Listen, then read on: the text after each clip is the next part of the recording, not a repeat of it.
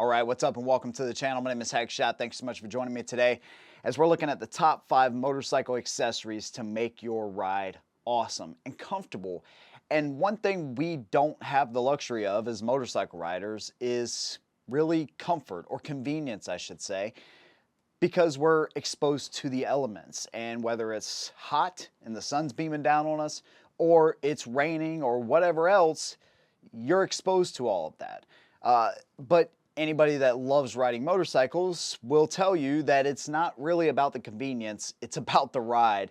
And that's just is what it is. But there are some things, and I think I put a pretty good list here together of things to make your ride more convenient and better in a sense. So let me know what accessories you have that you love on your motorcycle that make the ride comfortable or convenient, and leave those down below. I might make a part 2 of this if this video does good, and we'll just keep this series going. So if this is your first time stopping by, please make sure you subscribe to the channel, hit your notifications so you never miss a video from me right here. And if you want to support me, I have a link to Patreon down below. Thank you so much. Let's go ahead and get into it. So the first thing I'm going to talk about, these are in no particular order by the way, some way to mount your cell phone, some way to have your cell phone right there where you can either take a call, or you can switch your music, or whatever, man. You know, everybody has a cell phone now. You want a quick and convenient way to be able to mount that. And I've tried RAM mounts. My good friend of mine has a Harley Davidson mount, so it basically has just 2 sides and it squeezes the phone from either side. That one's really terrible. I'd say the RAM is about a step above that, but even with the RAM, you have 4 corners, so sometimes it can be kind of hard to manipulate the phone because of the way it sits in that carrier. I think it's secure, but it just can kind of be a little bit of a pain. The best one I found so far, and big thanks to Quad Lock, by the way, for sending me this, because this thing is amazing. Quad Lock, all right? Not only do you have a convenient phone case that attaches to the actual mount itself, you basically push in at an angle, you turn it, it locks in place. With the traditional head that's on it, that it comes with, there's a little button that says push, and you push that down, and you rotate it the opposite way, it comes right off. But they also have the wireless charging head, and this is part of that convenience that I love. So you basically hook it up like anything else. You have a USB, boom, plug it in. They give you a few different size cords depending on what kind of bike you have, and then you literally, same type of deal, you actually just change the heads out with a little Allen wrench.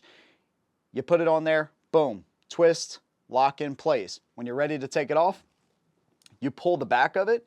And you can do this with one hand. You just basically push the back of the unit, twist the other way, pull it right off. This is the best phone holder / wireless charger that I found. You put in whatever kind of phone you have, and they send you your kit, and it's absolutely incredible, dude. Quad Lock makes the best one that I found so far. If there's a better one out there, leave me a link. But this one, man, I absolutely love the one from Quad Lock. But some way to hold your phone is a necessary thing and a convenient thing on a motorcycle. Next thing we're going to talk about here is some way to mount your helmet to your motorcycle. I can't tell you how many times I've been caught in a situation where I have to carry my helmet around with me when I stop somewhere. It's annoying. So I got these ones at Harley Davidson. They're like helmet secure or helmet lock.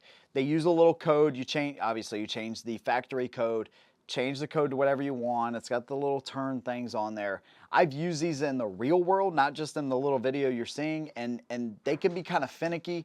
There's also ones that use locks, so it will lock to a saddlebag guard, or it'll lock to your front engine guards or something like that. Mainly talking about cruiser riders here, obviously. There's many different ways to do this, all right? There's some, obviously, I'm not even mentioning here, but a way to secure your helmet to your motorcycle so you can just walk away and know that that thing's secure. Now, keep in mind, to actually lock the helmet to a lot of these devices, you just running it through the D-ring of the chin strap, which can be cut away. Now, if somebody were to cut that, obviously they can't secure the helmet to their head, you know, either, so it won't even be real secure. They could put it on their heads, but they couldn't secure it. The best thing is to have a locking tour pack on the back, one of the big ones, like Harley puts on the Limiteds and the Ultras and stuff, and you could fit 2 full-size helmets in those and just lock it and walk away. That's ideal.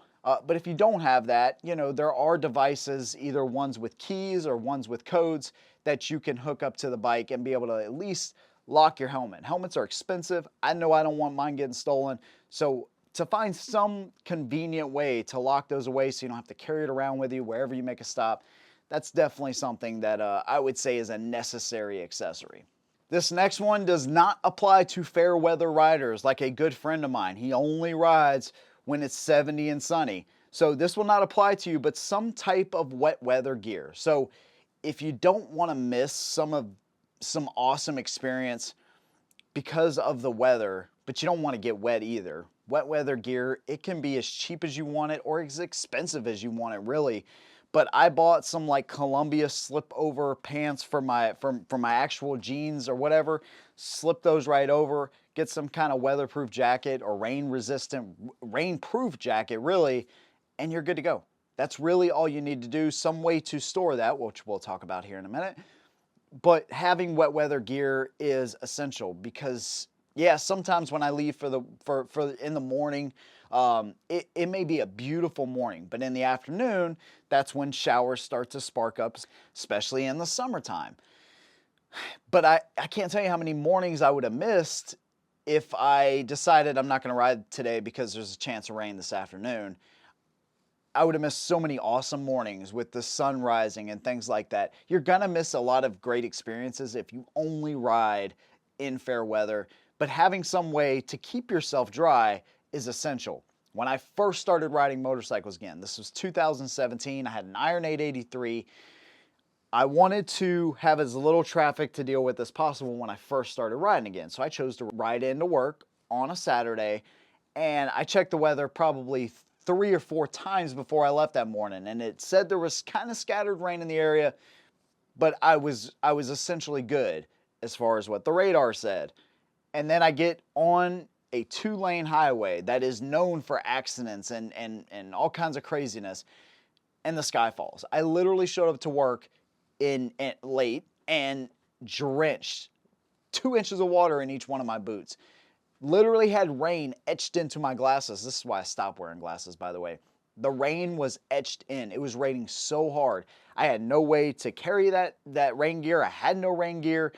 That taught me right then and there, if I'm going to ride, I need some type of wet weather gear. Even if you're not planning on riding in the rain, it's just good to have that just in case something pops up like that.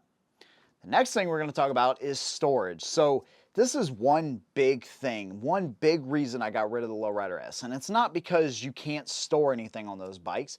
I had the luggage rack prepared for it. I got a nice bag from Harley to put on that luggage rack.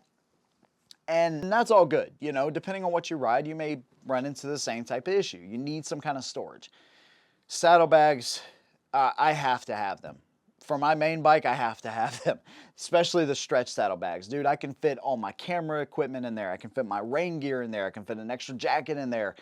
I can fit so much in those things that it's just necessary for me, personally. If you don't have saddlebags or you don't want saddlebags or you can't put saddlebags on your motorcycle, you know, you could do a tank bag. You could, and they make some pretty big tank bags, you know. You could do something that attaches to a sissy bar, which I've used and I still use. So there's multiple different ways that you can get additional storage on your bike. You're never going to have as much as a car unless you drive a trike, in which that case you might have as much as a car because those things actually have trunks on them, which is crazy. But the point is some kind of additional storage so you can carry your keys and you can carry your wet weather gear or whatever else that you may need convenience-wise. You have to have some kind of storage. For me, wearing a backpack, it kind of ruins the experience, man. And I've done this a bunch, but I hate having something on my shoulders when I'm manipulating the bars, just when I'm riding in general. I don't want to have anything on me, on my back, you know what I mean? Now, I don't mind having the backpack strapped to the sissy bar and I can kind of lean back on it a little bit. They actually make pads to attach to some, at least the Harley specific bags, pads to attach to the premium touring bags or the weekend defender bags so you can actually lean back on a pad. So it's kind of cool. And if you want your ride to be more convenient, additional storage is a must-have for me.